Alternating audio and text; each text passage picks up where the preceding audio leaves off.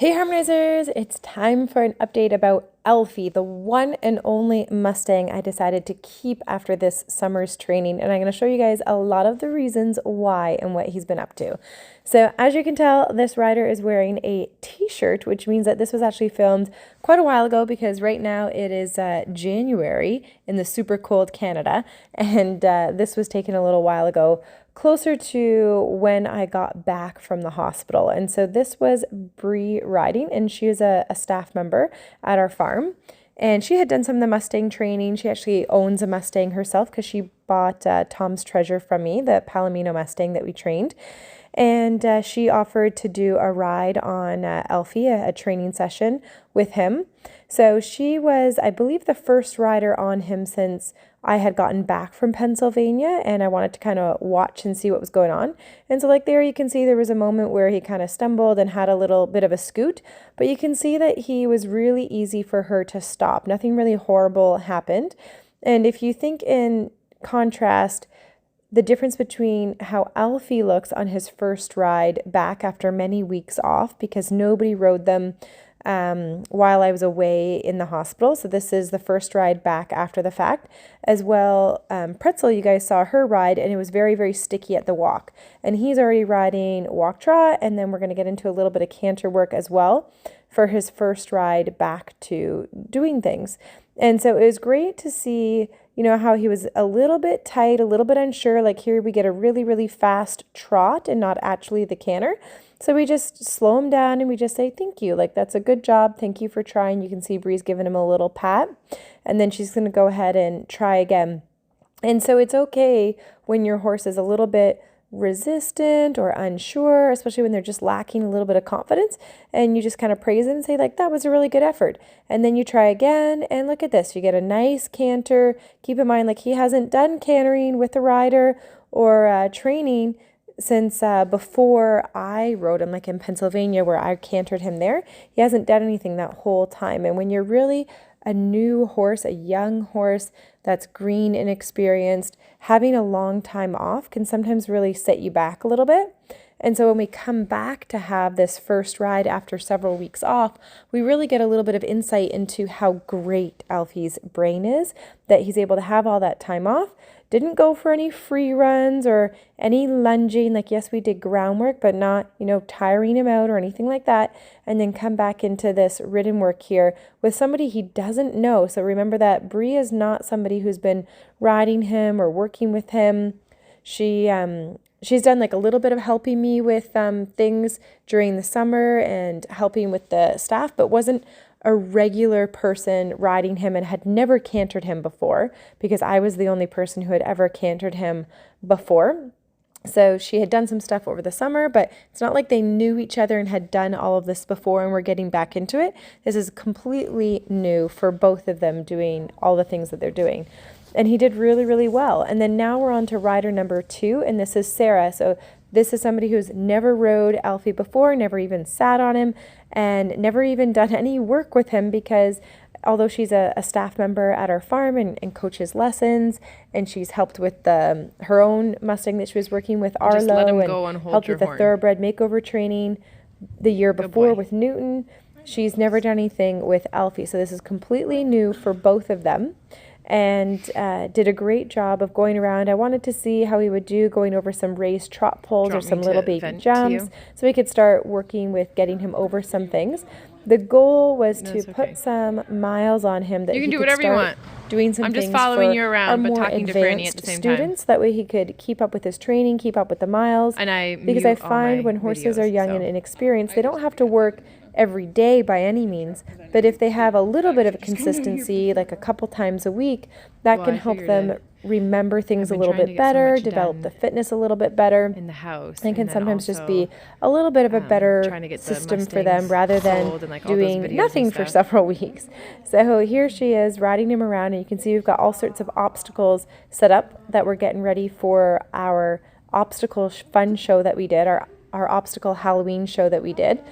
And so this was in October, and he's doing really well just riding around all of those distractions and seeing lots of different things and having different staff members ride Alfie who are also very good riders lets us kind of see, okay, like how are you going to do with new people? How are you going to handle these different types of riders? Because even though both Bree and Sarah are good riders, they have a little bit of a different seat position.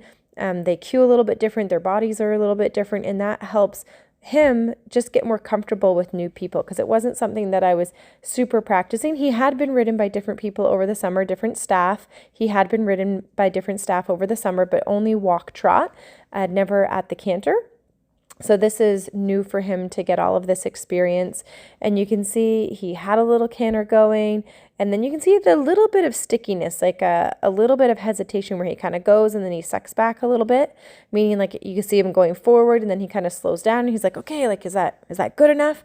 And you can see that the way we train our horses is it's pretty just encouraging. Like we are like, okay, like let's try again. They're not using whips. They don't have crops. They don't have spurs on. It's just about trying to find a little bit of rhythm and then giving that praise.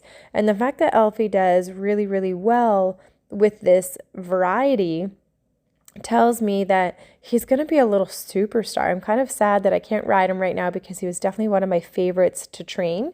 And I miss riding him super much. But it's really nice to see these different people riding him and that he's doing really, really well. Like he's thinking, he's trying, he's not doing any major scoots or boogies. He's just giving his best. And he's definitely got some moments where you can tell he's more green meaning inexperienced, because of that little bit of stickiness or inconsistency in that rhythm. Or you can see a little bit of wobbles, like there he had to stop to poo. So there's little things that he's going to work on. And anytime that we're training horses and we're trying to help them improve and do better, if we want to put that great foundation on them where they're just willing to try, happy to work, happy to come out, then we can't be too picky.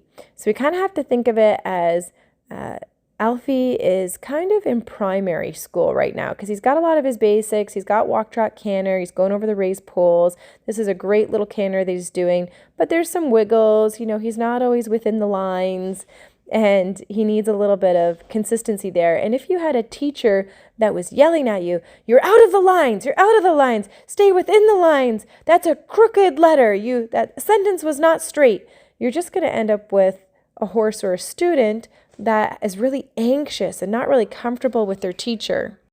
In our training program, we're much more encouraging. So you can see we give those cookies, we give that praise, we let the horses sit and just kind of have a little rest break when they're getting things correctly. And we also give them a fair bit of variety so they can try some different things. So here she's bringing them in to do a little bit of a barrel squeeze and picking up a stuffed toy. And again, we get a really great look into how amazing his brain is, because he's trusting, he's calm, he seems pretty confident. He's got his ears to the side, which say that he's paying attention to what Sarah's doing, but he doesn't look upset or worried.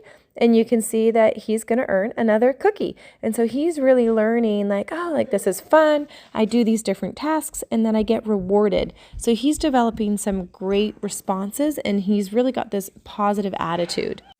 Our philosophy as being teachers for the horse is to try to be the teacher that we would want to have if we were the student.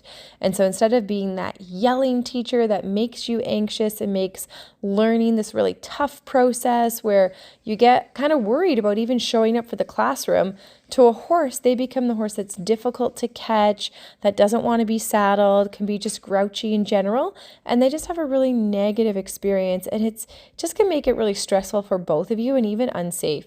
Whereas he has a great calm mind, he's able to do all of these different tasks, but the technique that we're using with the training, using harmony horsemanship, this is pretty consistent with all of our horses that start with our training. We use lots of positive reinforcement and rewards, lots of patience, and it's really not about how much pressure you apply to the horse and trying to, discipline them for getting it wrong. It's more about just trying to make it really clear and make it really rewarding for them when they do it all. But check this out. He's going to do all of these different obstacles that we had set up for our obstacle show. And he has not done these obstacles before. So you're seeing him do them for the first time while they were set up. And of course, he's been training on different things over the summer, but what I mean is he hasn't come out to this arena and done them all already. This is you getting to see him riding over everything for the first time here. And he's going over everything so willingly. And look, he even stops. He's like, do I get a cookie or do I have to come all the way off the bridge? Like, that's awesome. I would rather my horse have that kind of mindset of, okay, is it cookie time? Did I do it good enough? Rather than being a no horse and thinking, no, I don't want to go over the bridge. Instead, he's thinking he'll try. Now, does he do everything perfectly? Nope. We're about to see one of the things that he struggles with a little bit, and this is his backup. Now, keep in mind that Sarah has never rode Alfie before. She's not familiar with him. He's not familiar with her. And so she's trying to cue his different buttons, but she's not really familiar with what he needs to move his little hip over and all his little buttons in there. You can see he's not being scared. I mean, he's stepping over those poles and he's trying to do different things, but they're not quite on the same page. And so that means that he needs a little bit more work for where he's got to move his little booty and make sure that he understands how to move off of that leg. And of course, part of it is probably that the way I shift my weight in my seat might be a little bit different than how Sarah does it. Or it could really just be that he hasn't done this for several weeks because he's not been in training while I was in the hospital. And when I got home from the hospital, everything was basically on hold and on pause for a little while. So he's out of practice. And this is his first time getting back into that. So you can see it's definitely a little awkward. It's definitely not smooth, but it's not that he's saying, no, I don't want to try. It's that there's just kind of a lack of clarity of where he's supposed to go. And this is a perfect example of why we don't want to be the teacher that says, you get over, you meanie, like you're not doing what I want you to do. Kick, kick, thump, thump, spur, spur, crop, crop. Because all that's going to do is add anxiety to the situation. So instead, it's this patient consistency, follow through, and then when he gets to the little spot where he was supposed to get, he gets his cookie over there to try to help him figure out where he's supposed to go. And then you can see Sarah pauses after a while, gives him a little bit of time to stand, and that just helps him have that time to think about like what was it that we did? And he put in a good effort. So let's move on to the next thing and go side past a pole. Because if you expect perfection about everything, it gets really tough. Like imagine learning how to write and you might mess up a little bit on one letter or go a little over the line. And if your teacher expects perfection, so much stress, so much anxiety over getting that done and can make writing then just a really yucky experience. So instead, there's this patience, this consistency, praising for putting in the good effort. And you could see there when she side passed the pole and he stepped over it, she just backed him up to correct him. So it was like, oh no, you're not supposed to do that. And let's try again. And then look at that time that she's giving him to pause and think about things and then on to another obstacle, which he's doing really, really well. You can see he's thinking, looking at his legs. So when I watch him go too, I'm like, shucks that we didn't get to compete in South Carolina and get to our Mustang competition because I had just gotten home from the hospital and definitely not able to ride. So we missed going to our South Carolina show, but I really think that he would have done extremely well because he tries so hard on all of the obstacles and he listens really well. So I think he has the potential to do a lot of really fun things in the future. So who knows what that's going to be, if it's competing with me, competing with a student, I'm not really sure. But I really love his attitude, and he's got enough things trained, enough buttons, walk, trot, canter trained that we can start to try some students with him to develop him and also just give him a little bit more confidence and trust with people as well. So I hope you guys enjoyed watching Alfie, and can you see why I decided to keep this little Mustang? Remember to subscribe and check out harmonyhorsemanship.com for even more learning.